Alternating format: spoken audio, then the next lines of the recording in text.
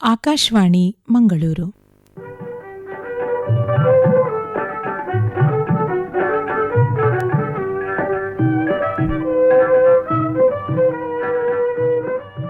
ಪುಟಾಣಿ ಕೇಳುಗರಿಗೆಲ್ಲ ಪ್ರೀತಿಯ ನಮಸ್ಕಾರ. ಇಂದಿನ ಬಾಲವೃಂದ ಕಾರ್ಯಕ್ರಮಕ್ಕೆ ನಿಮಗೆಲ್ಲ ಪ್ರೀತಿಯ ಸ್ವಾಗತ ಮಕ್ಕಳೇ. ಇಂದಿನ ಕಾರ್ಯಕ್ರಮದಲ್ಲಿ ಕೇಳಿ ರೇಡಿಯೋ ಕ್ಲಾಸ್ ರೂಮ್. ವಿಷಯ ಮಕ್ಕಳ ಮಾನಸಿಕ ಸಮಸ್ಯೆಗಳು ಹಾಗೂ ಶಿಶುಗೀತೆಯನ್ನ ಕೇಳಬಹುದು. ಮೊದಲಿಗೆ ಕೇಳಿ ಮಕ್ಕಳ ಮಾನಸಿಕ ಸಮಸ್ಯೆಗಳು ಎಂಬ ವಿಷಯದ ಕುರಿತು ಭಾಗ 2 ಕೇಳಲಿರುವಿರಿ. ನಡೆಸಿಕೊಡುವವರು KS ಹೆಗ್ಡೆ ಸಂಸ್ಥೆಯ ಮನೋವೈದ್ಯಕೀಯ ವಿಭಾಗದ ಸಹಾಯಕ ಪ್ರಾಧ್ಯಾಪಕರಾಗಿರುವ ಡಾಕ್ಟರ್ ಅರುಣ್ ಭಟ್ ಹಾಗೂ ಇದರಲ್ಲಿ ಭಾಗವಹಿಸುವ ವಿದ್ಯಾರ್ಥಿಗಳು ಶ್ರೀ ರವಿಶಂಕರ್ ವಿದ್ಯಾಮಂದಿರ ಯಯ್ಯಾಡಿ, ಇಲ್ಲಿ 10ನೇ ತರಗತಿಯ ವಿದ್ಯಾರ್ಥಿಯಾಗಿರುವ ಶ್ರೇಯಸ್ UK ಹಾಗೂ ಶ್ರೀರಾಮಕೃಷ್ಣ ಅನುದಾನಿತ ಪ್ರೌಢಶಾಲೆ ಬನ್ಸ್ ಹಾಸ್ಟೆಲ್, ಇಲ್ಲಿನ 9ನೇ ತರಗತಿಯ ವಿದ್ಯಾರ್ಥಿನಿಯಾಗಿರುವ ಸಾನ್ವಿ S ಆಚಾರ್ಯ. ಕಾರ್ಯಕ್ರಮವನ್ನ ಕೇಳೋಣ ಮಕ್ಕಳೇ.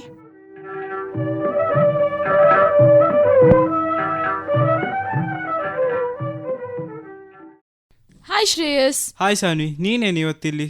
ನಿಂಗೆ ನೆನ್ಪುಂಟಾ, ನಾವು ಹಿಂದಿನ ಸಲ ಡಾಕ್ಟರ್ ಅರುಣ್ ಅವರ ಹತ್ರ ಹೋಗಿದ್ವಲ್ಲ, ಮಾನಸಿಕ ಆರೋಗ್ಯ. ಅವ್ರು ನಮ್ಗೆ ಇನ್ನೂ ಪ್ರಶ್ನೆ ಇತ್ತು, ಆಗ ಅವ್ರು ಹೇಳಿದ್ರು ಕ್ಲಿನಿಕ್ಕಿಗೆ ಹೋಗ್ಲಿಕ್ಕೆ. ನೀನ್ ಇವತ್ತು ಫ್ರೀ ಇದ್ದೀಯಾ? ಹೌದೌದು, ನಾನಿದ್ದೇನೆ. ಹಾಗಾದ್ರೆ ನಾವು ಇವತ್ತು ಹೋಗುವನ? ಸಿಗ್ಬೋದು, ಅವರು ಸಿಕ್ಕಿದ್ರೆ ನಮ್ಮಲ್ಲಿ ಚಾನ್ಸ್. ಹೋಗು, ಇವತ್ತು ತುಂಬಾ ಪ್ರಶ್ನೆ. ನಂಗೆ ಇವತ್ತು ಮುನ್ನೆಕ್ಕಿಂತ ಜಾಸ್ತಿ ಪ್ರಶ್ನೆ ಉಂಟು. ಆಯ್ತು.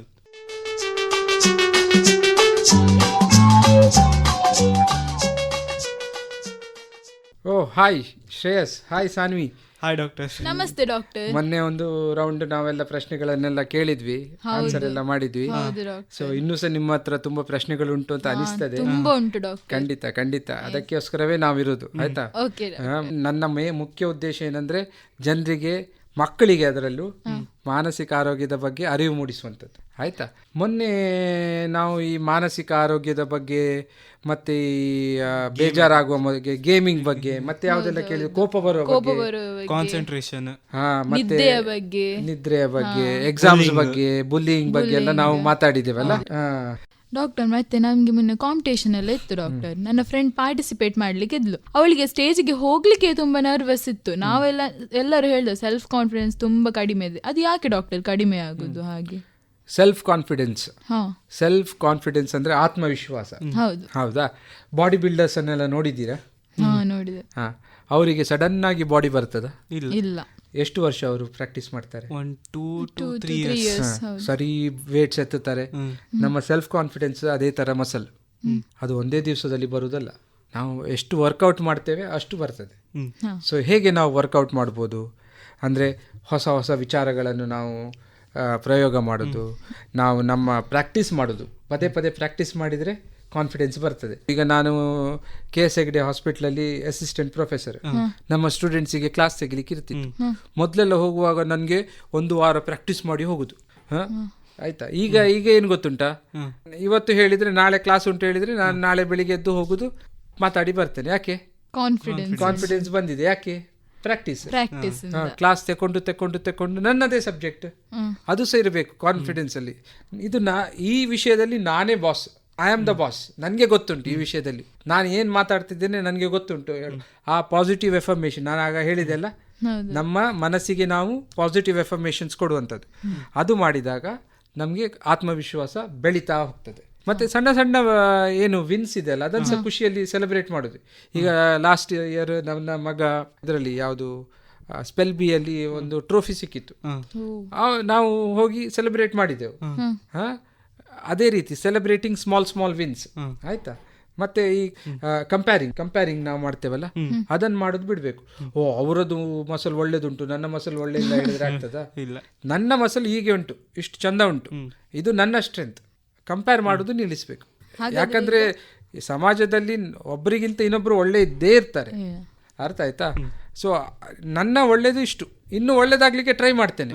ಆಗ್ಲಿಲ್ಲ ಅಂದ್ರೆ ಬೇಜಾರಿಲ್ಲ, ಬಟ್ ಪ್ರಯತ್ನ ನಾನು ಬಿಡುದಿಲ್ಲ.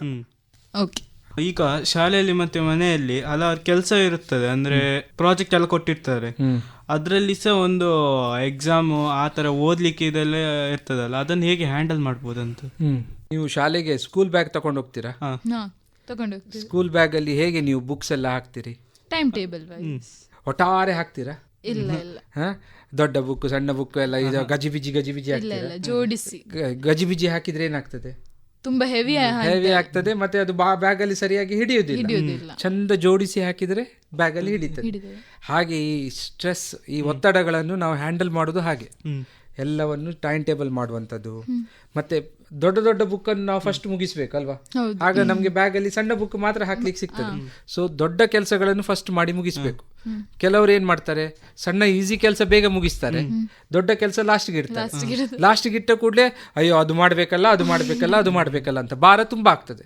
ಸೊ ಫಸ್ಟಿಗೆ ದೊಡ್ಡ ಕೆಲಸ ನಾವು ಮುಗಿಸಬೇಕು, ಆಯ್ತಾ? ಅದು ಒಂದು. ಮತ್ತೆ ಕಷ್ಟ ಆದರೆ ಹೆಲ್ಪಿಗೆ ಕೇಳೋದು, ನನಗೆ ಸ್ವಲ್ಪ ಹೆಲ್ಪ್ ಮಾಡಿ ಅಂತ ಹೇಳಿ.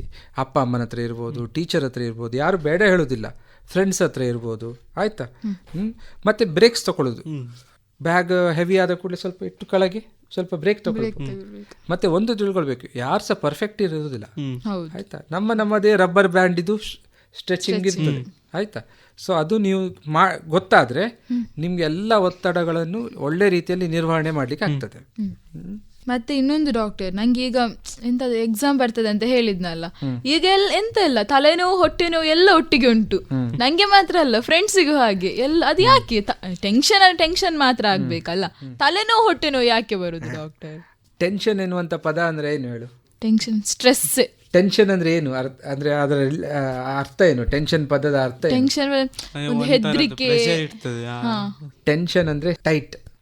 ಅದರ ಲಿಟ್ರಲ್ ಮೀನಿಂಗ್ ಏನು? ಟೈಟ್ ಆಗುದು. ಏನ್ ಟೈಟ್ ಆಗುದು? ಎಲ್ಲ ಫುಲ್ ಪ್ರೆಷರ್ ಎಲ್ಲ ಸೇರಿ ಅಕಾಡೆಮಿಕ್.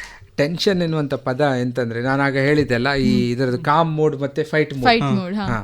ಫೈಟ್ ಮೋಡಿಗೆ ಹೋದ ಕೂಡಲೇ ನಮ್ಮ ಮಾಂಸಖಂಡಗಳೆಲ್ಲ ಟೈಟ್ ಆಗ್ತದೆ. ತಲೆ ಹಿಂದಿನ ಮಾಂಸಖಂಡಗಳು, ತಲೆ ಸುತ್ತಲಿನ ಮಾಂಸಖಂಡಗಳು, ಹೊಟ್ಟೆಯ ಮಾಂಸಖಂಡಗಳು, ಅದು ಟೈಟ್ ಆದ ಕೂಡಲೇ ಏನಾಗ್ತದೆ?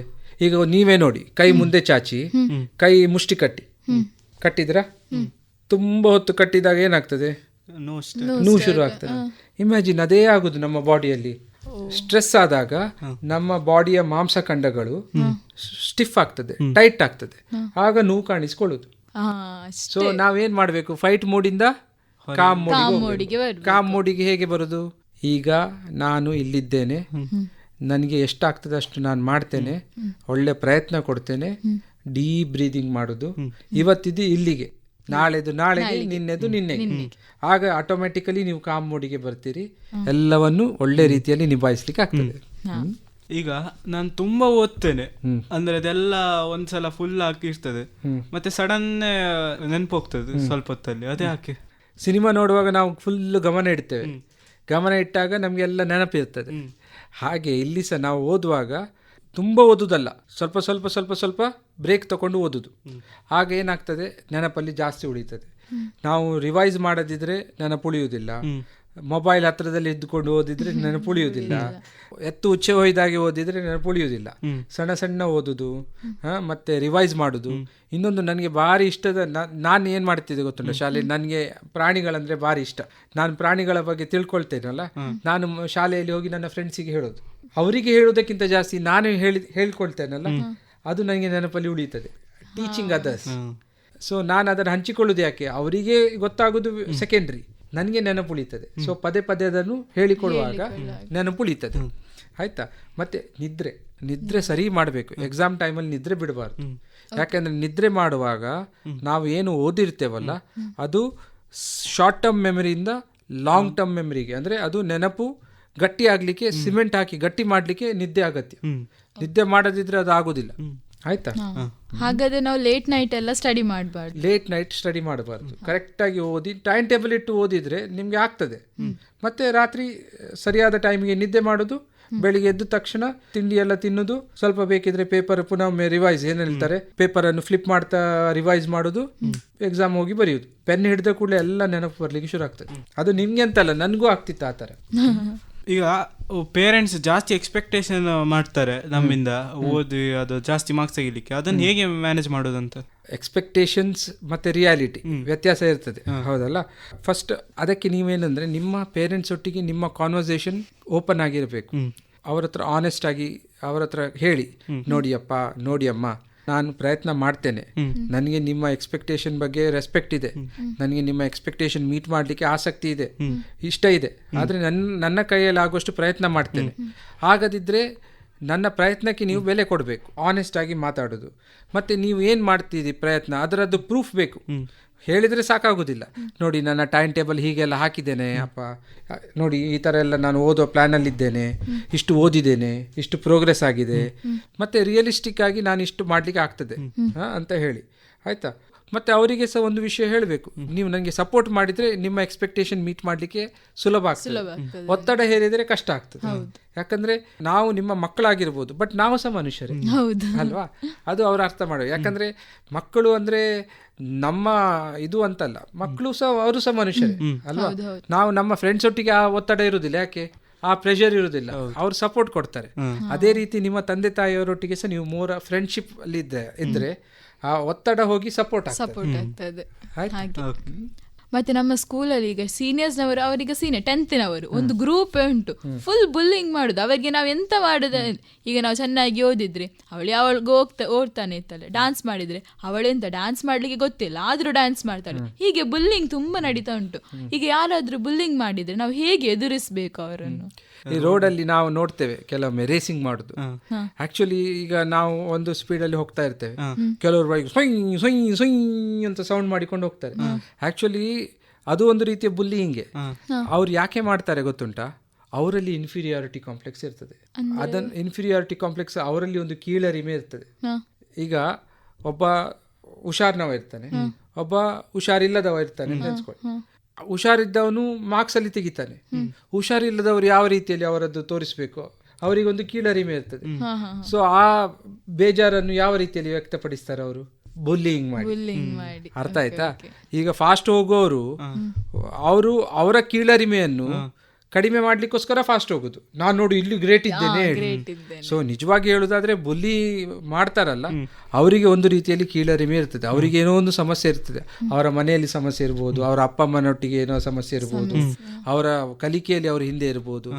ಅದರದ್ದು ಕಾರಣ ಅವರು ಬುಲ್ಲಿಂಗ್ ಮಾಡುದು. ಬಟ್ ಬುಲ್ಲಿಂಗ್ ಮಾಡಬೇಕು ಹೇಳುದಲ್ಲ, ಅವರಿಗೆ ಅರ್ಥ ಆಗ್ಬೇಕು, ಅರ್ಥ ಮಾಡಿಸ್ಬೇಕು. ನಾವು ನೋಡಪ್ಪ ನಿಂಗೆ ಈ ತರ ಆಗೋದ್ರಿಂದ ನೀನ್ ಮಾಡ್ತಾ ಇದ್ದಿ, ನಿಂಗೆ ಸಹಾಯ ಬೇಕು, ಸಹಾಯ ಮಾಡ್ಲಿಕ್ಕೆ ನಾವಿದ್ದೇವೆ, ಆಯ್ತಾ. But bullying is never acceptable. It is not at all acceptable. ಅದು ಮಾಡಲಿಕ್ಕೆ ಇಲ್ಲ.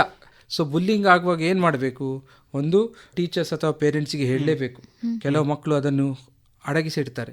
ಇವತ್ತು ಹೇಳಿದ್ರೆ ಪುನಃ ನಾಳೆ ತೊಂದರೆ ಕೊಡ್ತಾರೆ ಹೇಳಿ. ಇಲ್ಲ, ಅದನ್ನು ಆವತ್ತಿಲ್ಲಿ ಹೇಳಲೇಬೇಕು, ಆಯ್ತಾ. ಎರಡನೇದು, ಫ್ರೆಂಡ್ಸ್ ಒಟ್ಟಿಗೆ ಇರಬೇಕು ನೀವು.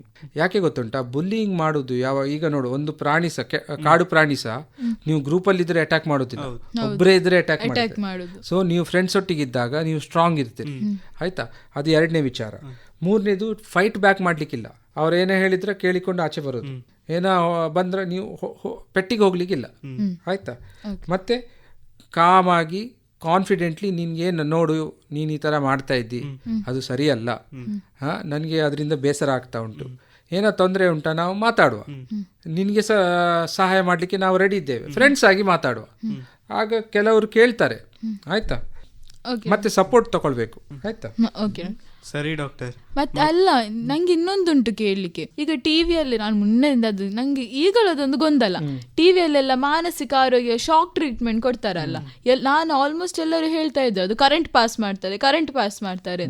ಅದೆಂತ ಡಾಕ್ಟರ್ ಶಾಕ್ ಟ್ರೀಟ್ಮೆಂಟ್ ಅಂದ್ರೆ? ಅದೇ, ಅದು ಟಿವಿಯಲ್ಲಿ ತೋರಿಸೋದು ಆಕ್ಚುಲಿ ಭಯಾನಕ ರೀತಿಯಲ್ಲಿ, ಹೌದು, ತುಂಬಾ ಭೀಕರವಾಗಿರ್ತದೆ ಅದು. ನಿಜವಾಗಿ ಅದಕ್ಕೆ ನಾವು ಶಾಕ್ ಟ್ರೀಟ್ಮೆಂಟ್ ಎನ್ನುವುದಕ್ಕಿಂತ ಇನ್ನೊಂದು ಪದ ಬಳಕೆ ಉಂಟು. ಅದಕ್ಕೆ ನಾವು ECT ಅಂತ ಹೇಳ್ತೇವೆ, ಎಲೆಕ್ಟ್ರೋ ಕನ್ವಲ್ಸಿವ್ ಥೆರಪಿ ಅಂತ ಹೇಳಿ. ಸೊ ಆ್ಯಕ್ಚುಲಿ ಅದು ಮಾತ್ರೆಗಿಂತ ಸಹ ಸೇಫ್. ಅದನ್ನು ಯಾರಿಗೆ ಕೊಡ್ತೇವೆ? ತುಂಬ ಭೀಕರವಾಗಿರುವಂಥ ಮಾನಸಿಕ ಸಮಸ್ಯೆ, ತುಂಬ ಸಿವಿಯರ್ ಆದ ಖಿನ್ನತೆ, ಆತ್ಮಹತ್ಯೆ ಯೋಚನೆಗಳು ಬರುವಂಥದ್ದು, ಇಂಥದ್ದೆಲ್ಲ ಇದ್ದವರಿಗೆ ನಾವು ಶಾಕ್ ಟ್ರೀಟ್ಮೆಂಟ್ ಹೇಳೋದಿಲ್ಲ, ನಾನು ECT ಅಂತ ಹೇಳ್ತೇನೆ. ECT ಕೊಡ್ತೇವೆ ನಾವು. ಅದನ್ನು ನಾವು ಎಲ್ಲಿ ಕೊಡ್ತೇವೆ ಗೊತ್ತುಂಟಾ? ನಾವು ಅವರನ್ನು ಆಪರೇಷನ್ ಥಿಯೇಟ್ರಿಗೆ ತಗೊಂಡು ಹೋಗ್ತೇವೆ. ಅಲ್ಲಿ ಅವರಿಗೆ ಅನಸ್ತೇಷಿಯಾ ಕೊಡ್ತೇವೆ. ಅನಸ್ತೇಷಿಯಾ ಅಂದರೆ ಮರವಳಿಕೆ, ಅಂದರೆ ನಿದ್ದೆ ಬರುವ ಹಾಗೆ. ಅವರಿಗೆ ನಿದ್ದೆ ಬಂದಿರ್ತದೆ. ನಂತರ ಒಂದು ಸಣ್ಣ ಮೆಷಿನ್ ಉಂಟು. ಆ ಮೆಷಿನ್ನಲ್ಲಿ ಸಣ್ಣ ರೀತಿಯ ಕರೆಂಟನ್ನು ನಾವು ಇಲ್ಲಿ ಹಣೆಯ ಭಾಗದ ಹತ್ರ ಕೊಡ್ತೇವೆ. ಆ ಕರೆಂಟ್ ಏನು ಮಾಡ್ತದೆ? ಮೆದುಳನ್ನೊಮ್ಮೆ ಎಚ್ಚರಗೊಳಿಸ್ತದೆ.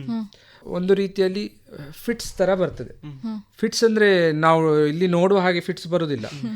ಅವರಿಗೆ ಒಂದು ಇಂಜೆಕ್ಷನ್ ಕೊಟ್ಟಿರ್ತೇವೆ. ಸೊ ಅವರಿಗೆ ಆ ಮೆದುಳಲ್ಲಿ ಕರೆಂಟ್ ಇದು ಒಮ್ಮೆ ನಾವು ಎಚ್ಚರ ಮಾಡಿಸ್ತೇವೆ. ಆಗ ಅವರ ನರದ ಕೆಮಿಕಲ್ಸ್ ಎಲ್ಲ ಸೆಟ್ ಆಗ್ತದೆ, ರೀಸೆಟ್ ಆಗ್ತದೆ. ಸೊ ಅದು ಆ್ಯಕ್ಚುಲಿ ಅವರಿಗೆ ಎಚ್ಚರ ಆದ ನಂತರ ಅವರಿಗೆ ಏನಾಗಿದೆ ಅಂತ ಗೊತ್ತಿರೋದಿಲ್ಲ. ಆ ಥರ ನಾವು ಎಚ್ಚರದಲ್ಲೇ ಕರೆಂಟ್ ಎಲ್ಲ ಕೊಡಲಿಕ್ಕಿಲ್ಲ ಕಾನೂನು ಪ್ರಕಾರ ಸಹ. ಸೊ ಅವರಿಗೆ ಇಂಜೆಕ್ಷನ್ ಕೊಟ್ಟು ನಿದ್ದೆ ಮಾಡಿಸಿ ಅವರಿಗೆ ಆ ಸಣ್ಣ ರೀತಿಯಲ್ಲಿ ಸಣ್ಣ ಕರೆಂಟ್, ಅದು ಸಣ್ಣ ಒಂದು ಲೀಡ್ ಇರ್ತದೆ, ಅಂದರೆ ಒಂದು ಇನ್ಸ್ಟ್ರೂಮೆಂಟ್ ಉಂಟು, ಅದರಲ್ಲಿ ಕೊಡುದು, ಡೈರೆಕ್ಟ್ ಸಾಕೆಟಿಂದ ತೆಗೆದು ಕೊಡುದಲ್ಲ. ಆಯ್ತಾ? ಈಗ ಅದರದೊಂದು ಭಯ ಹೋಯ್ತು, ಶಾಕ್ ಟ್ರೀಟ್ಮೆಂಟ್. ಅದು ಯಾರಿಗೆ? ಅದು ಕೆಲವೊಂದು ಕೇಸಸ್ಗಳಿಗೆ ಮಾತ್ರ. ಬಟ್ ನಿಜವಾಗಿ ಹೇಳೋದಾದ್ರೆ ಮಾತ್ರೆಗಿಂತ ಸಹ ಸೇಫ್, ಮಾತ್ರೆಗಿಂತ ಸಹ ಬೆಸ್ಟ್. ಡಾಕ್ಟರ್, ಈಗ ಆತ್ಮಹತ್ಯೆ ಎಲ್ಲ ಮಾಡ್ತಾ ಇದ್ದಾರೆ ತುಂಬಾ ಜನರು. ಯಾಕೆ ಅವರು ಜೀವ ಕಳ್ಕೊಳ್ಳೋದು? ನಮ್ಗೆ ಸಹ ಬೇಜಾರಾಗ್ತದೆ, ಆದ್ರೆ ಹೇಳಿಕೆ ತುಂಬಾ ಪಾಸಿಟಿವ್ ಇದ್ದವರೇ ಆತ್ಮಹತ್ಯೆ ಮಾಡ್ತಾ ಇದ್ದಾರೆ ಈಗ. ಯಾಕೆ ಅವರನ್ನು ಆ ದಾರಿಗೆ ತೆಗೆಯುವುದು? ಅದೇ ಆತ್ಮಹತ್ಯೆ ಎನ್ನುವಂಥದ್ದು ಅಂದ್ರೆ ನೋಡು, ಮೊದಲನೇದಾಗಿ ಇದು ದೊಡ್ಡ ಪ್ರಾಬ್ಲಮ್. ಸಣ್ಣ ಪ್ರಾಯದವರಲ್ಲಿ, ಟೀನ್ಸ್ ಅಲ್ಲಿ ಇದು ಬಹಳ ದೊಡ್ಡ ಪ್ರಾಬ್ಲಮ್. ತುಂಬಾ ಜನ ಆತ್ಮಹತ್ಯೆಗೆ ಶರಣಾಗ್ತಾ ಇದ್ದಾರೆ. ಆದ್ರೆ ಆಗ ಲಾಸ್ಟ್ ಟೈಮ್ ನಾವು ಹೇಳಿದ ಹಾಗೆ ಈ ಒತ್ತಡ, ನಮ್ಮ ಮಾನಸಿಕ ಒತ್ತಡ, ಆಯ್ತಾ. ಬಟ್ ಒಂದು ಇಲ್ಲಿ ತಿಳ್ಕೊಳ್ಬೇಕಾದಂತ ವಿಚಾರ ಏನಂದ್ರೆ, ಆತ್ಮಹತ್ಯೆ ಎನ್ನುವಂಥದ್ದು ಒಂದು ಲಕ್ಷಣ. ಈಗ ಹೇಗೆ ಜ್ವರ ಬಂದ್ರೆ ಅದು ಏನು ಲಕ್ಷಣ ತಿಳಿಸ್ತದೆ? ದೇಹದಲ್ಲಿ ಏನೋ ಇನ್ಫೆಕ್ಷನ್ ಉಂಟು ಅಂತ ಹೇಳಿ. ಜ್ವರ ಕಾಯಿಲೆಯಾ? ಅಲ್ಲ, ಜ್ವರ ಲಕ್ಷಣ.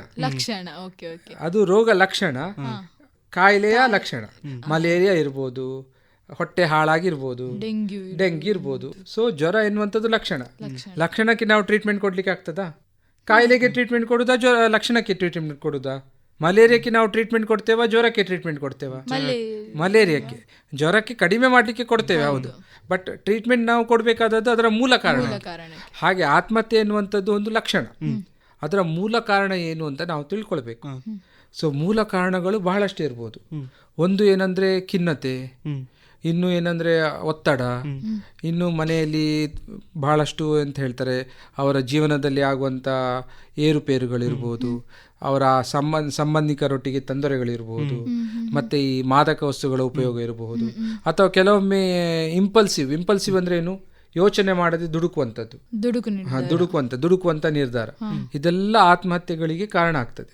ಸೊ ಆತ್ಮಹತ್ಯೆ ಅಂತ ಹೇಳಿದ ಕೂಡಲೇ ಅದು ಲಕ್ಷಣ ಆಯಿತು, ಅದರ ಕಾಯಿಲೆಯನ್ನು ನಾವು ಫೈಂಡ್ ಔಟ್ ಮಾಡಬೇಕು. ಈಗ ಉದಾಹರಣೆಗೆ ನಾನೊಂದು ಪೇಷಂಟ್ ನೋಡಿದ್ದೆ, ಅವನಿಗೆ ಏನಂದ್ರೆ ನನಗೆ ICU ಅಲ್ಲಿ ಕಾಲ್ ಬಂತು, ಈ ಥರ ಒಬ್ಬ ಹುಡುಗ, 15 ವರ್ಷದ ಹುಡುಗ ಆತ್ಮಹತ್ಯೆ ಪ್ರಯತ್ನ ಮಾಡಿದ್ದಾನೆ ಅಂತ ಹೇಳಿ. ಸೊ ನಾವು ಹೋಗಿ ನೋಡಿದಾಗ ಅವನಿಗೆ ಗೀಳು ರೋಗ ಇತ್ತು, ಅವನ ತಲೆಯಲ್ಲಿ ಕೆಟ್ಟದಾದಂಥ ಯೋಚನೆಗಳು ಬರೋದು, ಅವನಿಗೆ ಕಂಟ್ರೋಲ್ ಮಾಡ್ಲಿಕ್ಕೆ ಆಗ್ತಿರ್ಲಿಲ್ಲ. ಹಾಗೆ ಏನಾಗ್ತಿತ್ತು ಪಾಪ ಅವನಿಗೆ, ಅದನ್ನು ಬೇರೆ ಯಾರ ಹತ್ರ ಹೇಳಲಿಕ್ಕೆ ಆಗ್ತಿರ್ಲಿಲ್ಲ, ಬೇಸರ ಆಗ್ತಿತ್ತು. ಅದರಿಂದ ಅವನು ಏನು ಮಾಡಿದ, ಆತ್ಮಹತ್ಯೆ ಮಾಡೋದೇ ಬೆಟರ್ ಅಂತ ಹೇಳಿ. ಅವನಿಗೆ ಯಾರ ಹತ್ರ ಹೇಳುದು? ಕೊನೆಗೆ ನಾವು ಅವನಿಗೆ ಟ್ರೀಟ್ಮೆಂಟ್ ಕೊಟ್ಟಾಗ ಆ ಯೋಚನೆ ಸಹ ಹೋಯ್ತು, ಆತ್ಮಹತ್ಯೆ ಸಹ ಹೋಯ್ತು. ಭಾರಿ ಖುಷಿಯಲ್ಲಿದ್ದಾನೆ, ಈಗ ಒಳ್ಳೆ ಮಾರ್ಕ್ಸ್ ತೆಗೆದು ಒಳ್ಳೆ ಹುಷಾರಾಗಿದ್ದಾನೆ. ಸೊ ಆತ್ಮಹತ್ಯೆಯ ಲಕ್ಷಣವನ್ನು ನಾವು, ಮೂಲ ಕಾರಣವನ್ನು ಫೈಂಡ್ ಔಟ್ ಮಾಡಿ ಅದಕ್ಕೆ ನಾವು ಚಿಕಿತ್ಸೆ ಕೊಡಬೇಕು. ಅದನ್ನು ಇಗ್ನೋರ್ ಮಾಡಲಿಕ್ಕೆ ಇಲ್ಲ.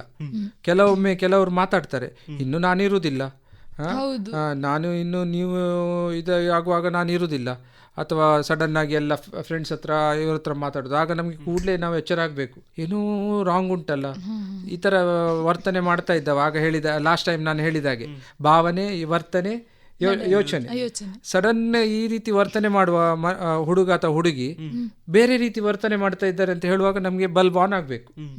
ಸೊ ಅಂಥವರನ್ನು ನಾವು ಕೂಡಲೇ ಚಿಕಿತ್ಸೆಗೆ ಕರ್ಕೊಂಡು ಬಂದಾಗ ಅವರಿಗೆ ನಾವು ಸಹಾಯ ಮಾಡಲಿಕ್ಕೆ ಆಗ್ತದೆ. ಹಾಗೆ ಮುಂದಿನ ಪ್ರಶ್ನೆ, ಕೆಲವರು ಮಾದಕ ವಸ್ತುಗಳನ್ನು ಬಳಕೆ ಮಾಡ್ತಾರಲ್ಲ, ಅದು ಯಾಕೆ ಅವ್ರು ಮಾಡೋದು? ನಾನು ನಿಮಗೆ ಲಾಸ್ಟ್ ಟೈಮ್ ಹೇಳಿದ್ದೆ, ಈ ನಮ್ಮ ಮೆದುಳಲ್ಲಿ ಎಂತ ಉಂಟು, ರಿವಾರ್ಡ್ ಬಟನ್ ಉಂಟು. ಸೊ ಈಗ ನಿನಗೆ ಸ್ಪೋರ್ಟ್ಸಲ್ಲಿ ಫಸ್ಟ್ ಪ್ರೈಸ್ ಸಿಕ್ಕಿದ್ರೆ ರಿವಾರ್ಡ್ ಬಟನ್ ಆನ್ ಆಯಿತು.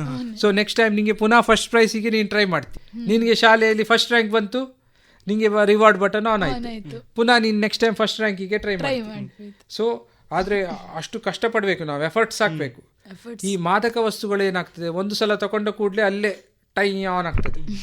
ಸೊ ಇಟ್ ಈಸ್ ಎಂತ ಹೇಳ್ತಾರೆ, ಶಾರ್ಟ್ ಕಟ್.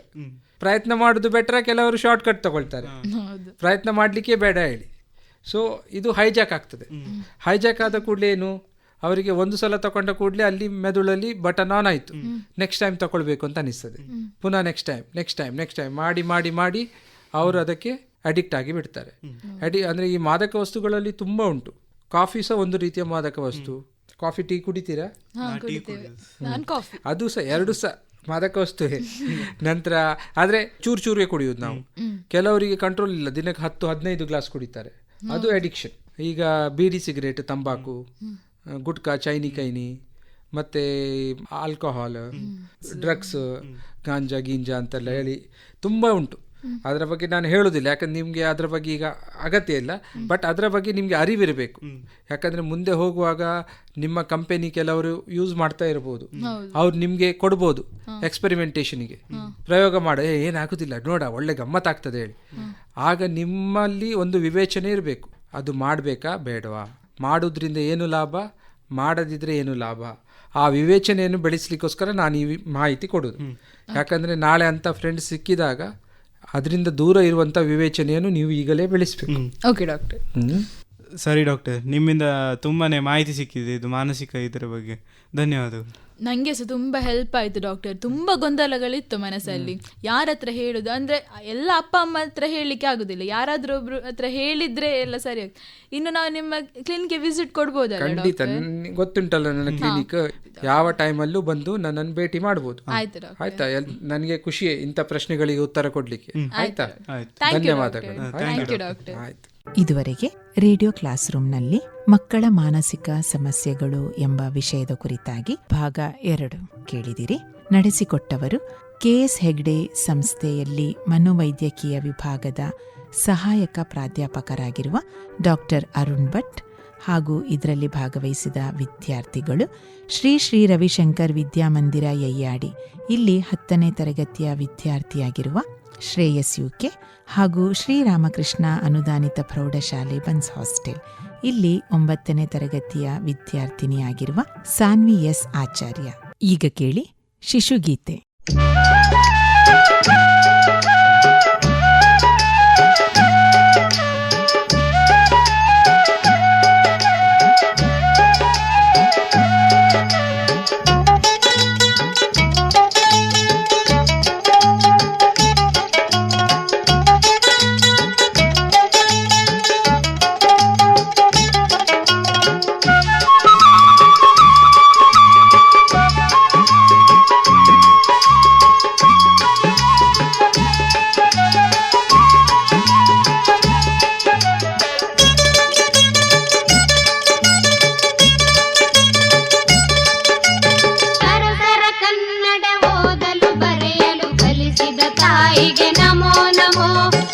ವ್ಯಂಜನಗಳ ಪದ್ಧತಿ ಅರುಗಿದ ಶಾರದಾಂಬೆಗೆ ನಮೋ ನಮೋ.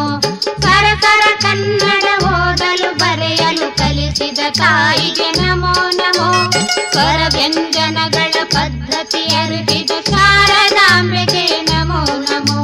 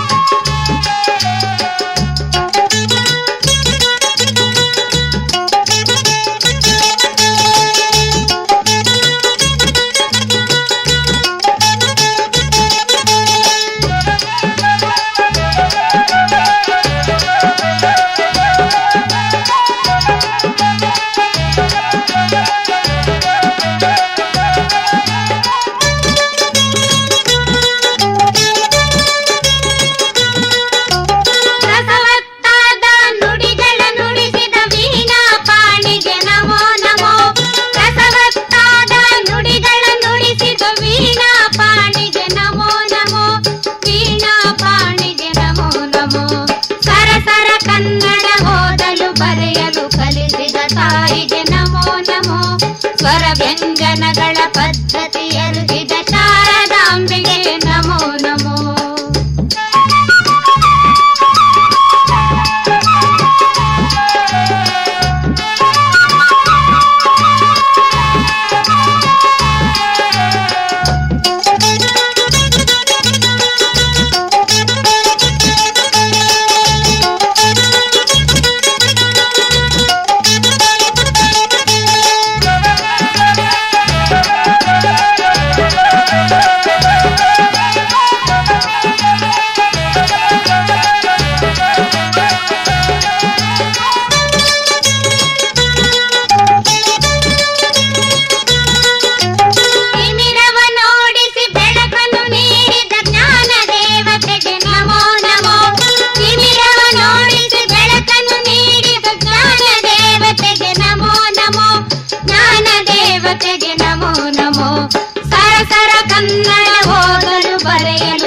ಕಲಿಸಿದ ತಾಯಿಗೆ ನಮೋ ನಮೋ. ಸ್ವರ ವ್ಯಂಜನಗಳ ಪದ್ಧತಿ ಎರುಗಿದ ಶಾರದಾಂಬೆಗೆ ನಮೋ ನಮೋ. ಸರಸರ ಕನ್ನಡ ಓದಲು ಬರೆಯಲು ಕಲಿಸಿದ ತಾಯಿಗೆ ನಮೋ ನಮೋ. ಸ್ವರ ವ್ಯಂಜನಗಳ ಪದ್ಧತಿ ಎರುಗಿದ ಶಾರದಾಂಬೆಗೆ ನಮೋ ನಮೋ. ಶಾರದಾಂಬೆಗೆ ನಮೋ ನಮೋ. ಶಾರದಾಂಬೆಗೆ ನಮೋ ನಮೋ. ಪುಟಾಣಿಗಳೇ, ಇಲ್ಲಿಗೆ ಇಂದಿನ ಬಾಲವೃಂದ ಕಾರ್ಯಕ್ರಮ ಮುಕ್ತಾಯವಾಯಿತು. ಮುಂದಿನ ಕಾರ್ಯಕ್ರಮದಲ್ಲಿ ಮತ್ತೆ ಭೇಟಿಯಾಗೋಣ. ನಮಸ್ಕಾರ.